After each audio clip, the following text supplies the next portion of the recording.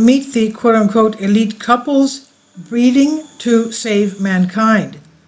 Simon and Malcolm Collins, two American entrepreneurs who have turned to philosophy, have been called an elite couple who are breeding to save humanity.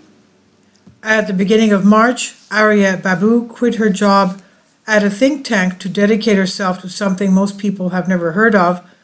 Having worked in public policy for several years, the 26-year-old Londoner had come to an alarming realization about the future of the UK, the world, and the human species. Yeah, 26 years old. It became clear to me that people wanted more children than they were having, Babu says. Considering this is such a massive part of people's lives, the fact that they were not able to fulfill this want was clearly indicative that something was wrong. The new focus of Babu's career is a philosophy known as pronatalism, literally meaning pro-birth. Its core tenet is deceptively simple. Our future depends on having enough children, and yet life in developed countries has become hostile to the basic biological imperative. Linked to the subcultures of rationalism and effective altruism, EA, and bolstered by declining birth rates, it has been gaining currency in Silicon Valley and the wider tech industry, especially its more conservative corners.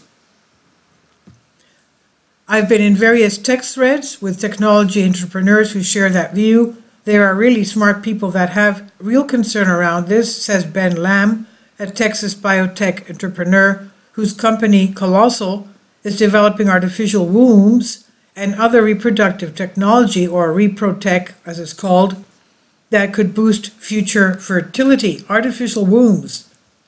We are quite familiar with the pronatalist movement and are supporters of it, says Jake Kozlowski, the Miami-based co-founder of an AI matchmaking service called Keeper, which aims to address the fertility crisis fueled by a marriage crisis by helping clients find the other partner, the parent of their future children.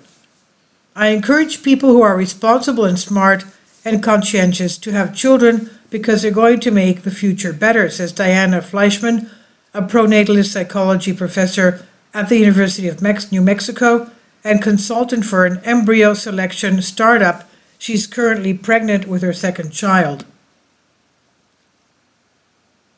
And according to Dr. Kaori Sakurada from Yamagata University, men with higher libido are 69% less likely to die young than their peers. Now, I was looking at various countries having to do with their population increase. For example, Greece has not increased population in the past 20 years. Israel has increased almost 50%. The same thing with Sudan, Egypt, and even Bolivia.